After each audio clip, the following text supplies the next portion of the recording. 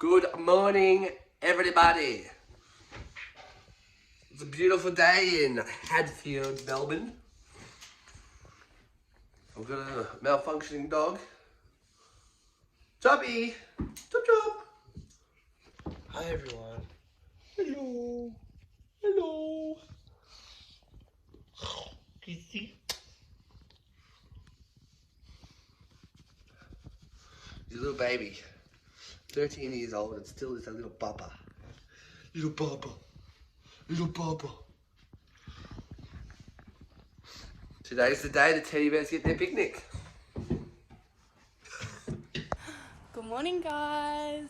Good morning, John.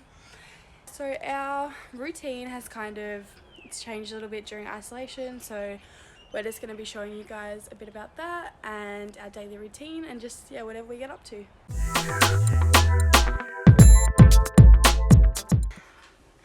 Okay, so the first thing we do for our morning routine is we make this drink, discuss the benefits of cream of tartar and bicarb, as well as the lemon and the salt. So with the cream of tartar, it breaks down the cholesterol in your body and it also reduces pain in the gallbladder.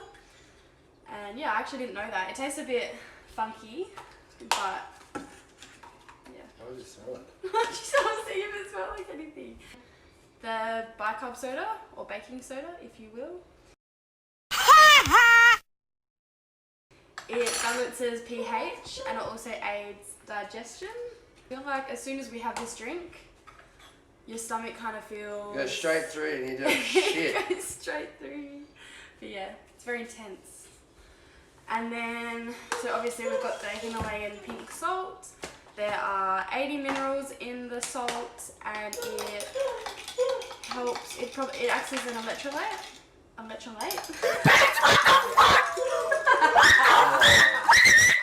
As you're sleeping and you become very dehydrated. So yeah, that's a good thing to have first thing in the morning. Bon appetit. Ready off your feet. Bon appetitis.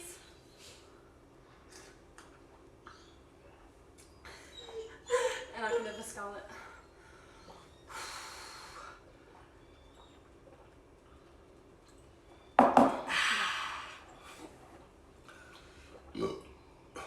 Aim of the game is to scull it. Try to get into your system as quick as you can. So it goes out your system as quick as you can. Because here in Melbourne we breed champions. This rookie here, still learning. I just can't scull. I can't even scull water, let alone drink.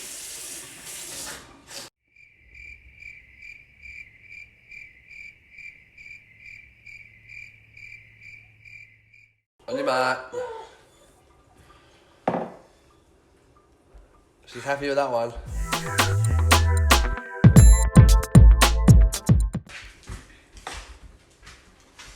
So before we have breakfast, we usually have these 4 vitamins.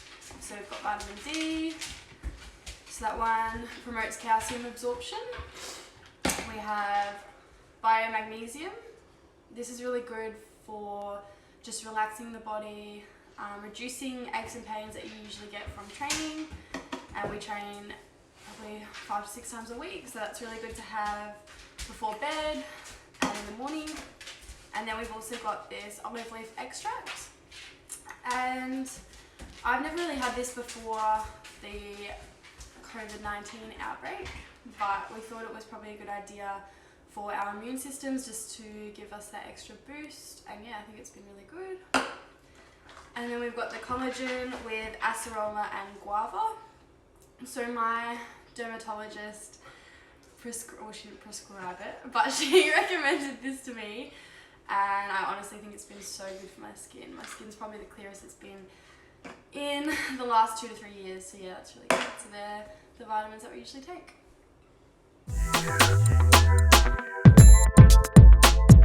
So after we've meditated and done Wim Hof,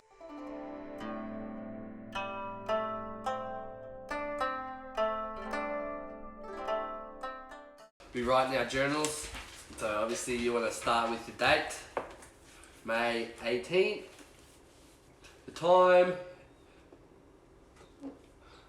8:20 a.m. Then we start off with 5 affirmations. So affirmations are a positive saying you tell yourself. So what you drill into your brain subconsciously is what you attract in your life. So for example, my first one is I am strong mentally and physically. Then after those five affirmations, we will write one powerful quote and then our tasks for the day. Then we'll list the tasks from example 1 to 10 of how much of a priority it is. Then we will put what time we're gonna plan to do these tasks. And that way you start your day off in a positive way. I've been kind of teaching Jack how to just put all his ideas and everything into action so he can get like the outcome that he wants. So yeah, we've been doing that every day, and the affirmations are really good because we always say them to each other in the morning, so it kind of gets you in that positive mindset. And yeah, I feel like it just helps with your confidence and just with everything you do throughout the day.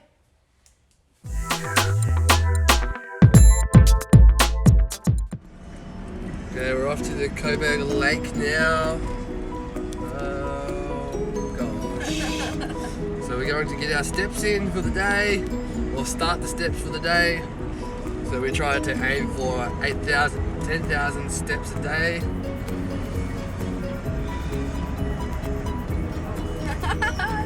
Hi, we're just going to the Coburg Lake.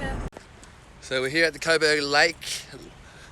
Chris Lakey with Snakey. This has been our second home for the last few weeks.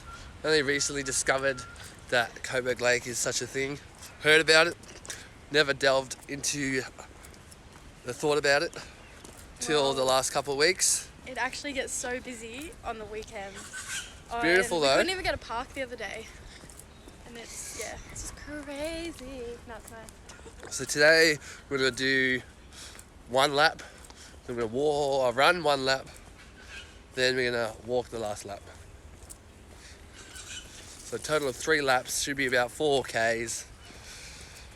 Good way to start the day with steps. It's very good. Gets us warmed up for the session at 12. So I think for the last few weeks we've been coming back from Bendigo on the Monday. So it's good now that we're home and we can do this as like a bit of a warm up. And then we're going to go food shopping.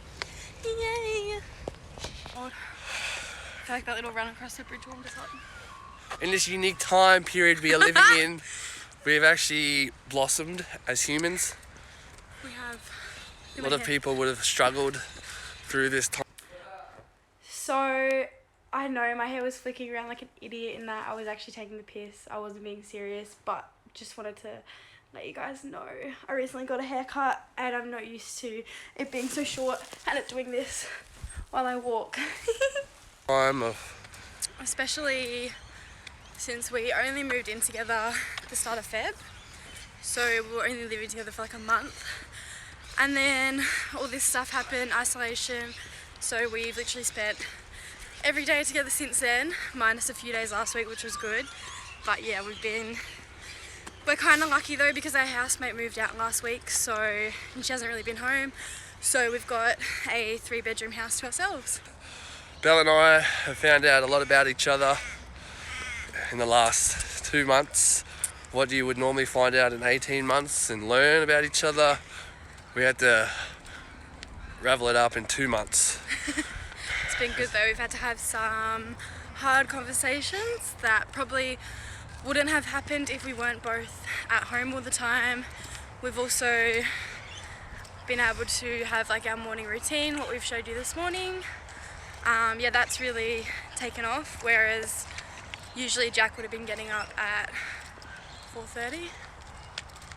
What time did you say? Well, normally during the normal period I'd be getting up at 4:30 a.m, getting to work at 5:30, probably getting to bed at 11, 12. So that 8 hours of sleep was really non-existent for the last 5 years as I'm in the health and fitness industry. Yeah, and but then you go. since the unique period we're living in. I've been able to get those 7 to 8 hours sleep a night, which has been astronomically wonderful. That's really helped because I remember when we first started dating, and every day we would, so Jack would wake up, do his shift, and I'd either have uni or work, and then Morning. after that Jack would get home and he'd just nap during the day, every day, like every weekday. It wasn't a day I didn't nap. I could just sleep like that. And he literally would just sleep anywhere, on a chair, on the couch. If there was a bush stuff going on, I'd be sleeping still. It was crazy, but now that would never happen. But it's been good because we've had the time to do that stuff. We've had the time to, have like a night routine as well, and we've been doing that together. So I feel like when we do go back to work in uni, it'll be a lot kind of easier for us to put that into our lives individually. And we really had to delve into what our really mission is in life. Well, I have. Yeah, our purpose. So our purpose, mission, intuition, everything you want to work on, we've done it. Yeah, we've really... So I've really realised that coaching is just not really it is my thing, but I feel like I'm more passionate about mental health and mindfulness and that side of things. So I worked out a plan with Belle. Yeah, we sorted out a plan. There's a few big things coming up. Yeah. We believe in it. We believe it will happen. It will work. We're manifesting it every day. So yeah, we've just got to put in the work now and it'll all come together. I feel like isolation's been good too because you've had that time to kind of go and put effort into those relationships and in family. So we've been going to Bendigo a lot to see Jack's family. My family lives in Adelaide, so we haven't been able to go yet because of the restrictions, but we'll be going there after my semester finishes, so that's in about 5 weeks. But yeah, it's been really good because it's just given us a chance to slow down, not worry about, social events like going out, and we've just been staying home, focusing on health and fitness and mindfulness. So yeah, it's been really good.